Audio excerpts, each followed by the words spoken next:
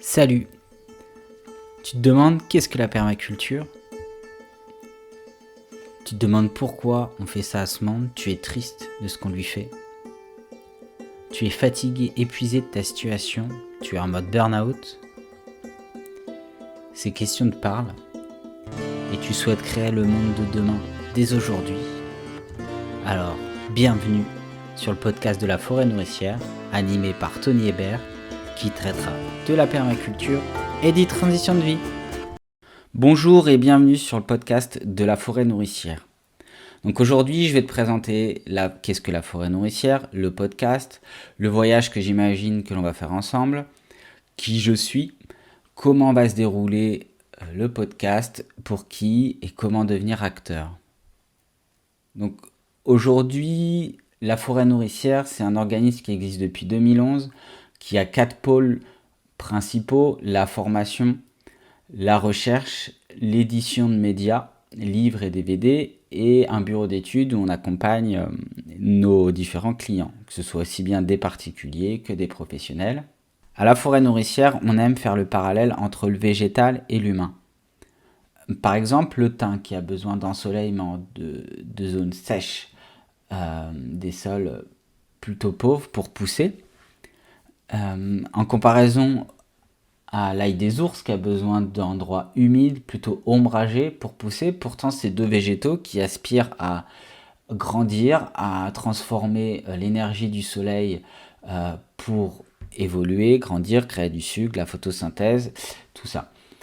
Et pourtant, c'est deux végétaux qui ne peuvent pas cohabiter ensemble. Si on met le thym dans un sous-bois humide, il aura vraiment du mal à pousser, et l'inverse est vrai pour l'ail des ours.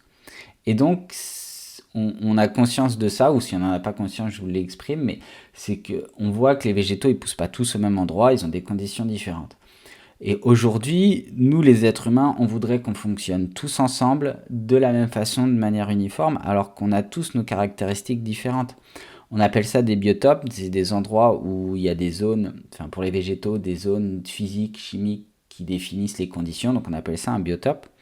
Et aujourd'hui, c'est la même pour les êtres humains. On a tous notre biotope et on aspire tous généralement à évoluer, mais on a des biotopes différents. Et c'est de prendre conscience de nos biotopes. Nous, on aime parler de guildes, d'associations, et comment créer des associations de végétaux harmonieuses, productives, ensemble. Et c'est la même pour les individus. Aujourd'hui, nous, quand on accompagne des collectifs, ou même nous dans notre entreprise, c'est d'où tu viens, quel est ton biotope et est-ce qu'on peut fonctionner ensemble. On aspire tous, enfin tous ceux qui nous rejoignent de près ou de loin dans la permaculture, c'est de créer un monde meilleur. Mais on a tous des stratégies différentes, on a tous des envies et des valeurs qui sont un peu différentes de comment on veut matérialiser ce rêve. Et donc, on invite à clarifier ça, et c'est là où on fait le parallèle entre le végétal et l'humain. Il y a des végétaux qui sont là pour tapisser le sol, d'autres pour éclater, éblouir et montrer leurs couleurs, d'autres qui sont là pour structurer. Et c'est pareil dans les associations, les collectifs qu'on anime. Et donc voilà, on invite vraiment l'humain à prendre conscience de son biotope, de là où tu en es, qu'est-ce qui se passe. Est-ce que tu cultives ton jardin intérieur? Je veux dire, la permaculture, beaucoup résument ça à du végétal et à un potager. On verra ce que c'est par la suite. Mais il y a aussi tout l'aspect jardin intérieur. Qu'est-ce qu'on cultive? Qu'est-ce que tu ensèmes en toi? Qu'est-ce que tu mets? Où tu donnes l'attention en fait? Et si tu donnes l'attention sur tes problématiques, eh ben, tu resteras dans tes problématiques. Si tu cultives ton jardin et que tu essayes de mettre de la biodiversité, de la chaleur, de la couleur, alors ça prend du temps. Clairement, ça prend du temps. Moi, j'en suis pas encore là où je voudrais en être, mais je suis sur le chemin, et c'est pour ça que je suis là aujourd'hui. C'est que en partageant mon chemin, d'une, ça me fait du bien et je le fais avant tout pour moi, mais c'est aussi parce que je sens et j'ai le besoin qu'il faut que ça avance. Aujourd'hui, je crée ce podcast parce que je veux sortir de ma zone de confort. J'ai besoin de m'exprimer. Alors, je suis pas quelqu'un qui a l'habitude d'exprimer mes émotions, d'exprimer ce qui se passe. J'ai souvent tendance à intérioriser. Et là, c'est mon défi. Je suis devant une page blanche. Qu'est-ce que je peux créer?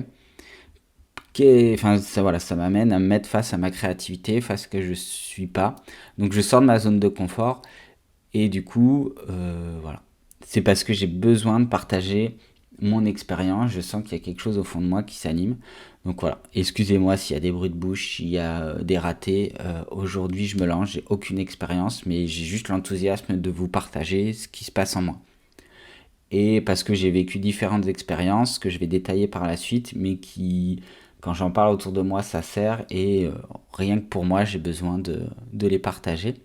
Donc aujourd'hui, ce podcast, il est pour les gens qui en ont marre de leur situation, qui veulent mettre du sens dans leurs actions, qui veulent être alignés entre leur tête, leur cœur et leurs mains, changer de voie. Voilà, si tu as fait un burn-out, tu sais plus quoi faire dans ta vie, alors franchement, je t'invite à rester ici, t'abonner, parce que c'est vraiment l'expérience que j'ai vécue, que je vais partager au fil du temps. Je pars dans l'idée de faire un épisode par semaine, entre 10 et 15-20 minutes en fonction du temps que j'ai, de faire des entrevues avec différents acteurs de la permaculture, ou ce que j'appelle des créateurs du changement, des tables rondes, des événements autour de la permaculture, et aussi des entrevues avec vous, parce que vous avez aussi des choses à partager. Si vous êtes ici, c'est pas par hasard. Donc vraiment, voilà, je vous invite à prendre conscience que vous avez quelque chose en vous. Et si vous êtes là, c'est vraiment qu'il faut que ça se réveille. Que vous avez cette petite flamme et qui a besoin d'être entendue. Donc moi, qui je suis? Alors je suis Tony Hébert, j'ai grandi en Normandie à la campagne. Alors j'ai eu la chance ou la malchance de faire des études, en fonction du point de vue. Je savais pas trop quoi faire de ma vie. Et donc, vu que j'en avais les capacités, et vu que dans cette société, avoir des diplômes, c'est bien. Donc, du coup, j'ai eu un diplôme d'ingénieur. J'ai travaillé et un master dans les énergies renouvelables. Donc, j'ai fait 3 entreprises différentes. Mon premier CDI, il a duré 8 mois. Donc, assez long. Euh, Petite période de chômage. Puis, j'ai fait un job alimentaire durant 1 an à Amiens. Et après, j'ai vécu 2 ans en Guadeloupe où j'étais responsable maintenance dans des centrales photovoltaïques. Et j'ai travaillé comme un taré jusqu'à faire un burn-out. Et pourtant, j'avais déjà signé ma rupture conventionnelle, j'avais déjà la date de ma fin de contrat, j'avais déjà pris conscience qu'il fallait que je me casse. Mais, euh, mais voilà, les 15 derniers jours de boulot, je n'ai pas pu aller bosser. Je suis resté cloué au lit, enfin, plus l'envie de rien. J'avais 30 ans. Donc à 30 ans, se dire je vais attendre la retraite, ça fait long. Et donc là, j'ai vraiment pris conscience que je n'étais pas à ma place dans cette société. Enfin, je le savais depuis longtemps, même en école d'ingénieur. Il y avait une voix intérieure qui disait non, mais tu feras pas ce métier-là toute ta vie. C'est pas ta place. Mais voilà, j'ai voulu quand même respecter les lignes, le cadre voilà, t'es ingénieur, tu vas bosser dans une entreprise. Et, euh, et donc là, bah, j'ai vu que je pouvais pas faire autrement.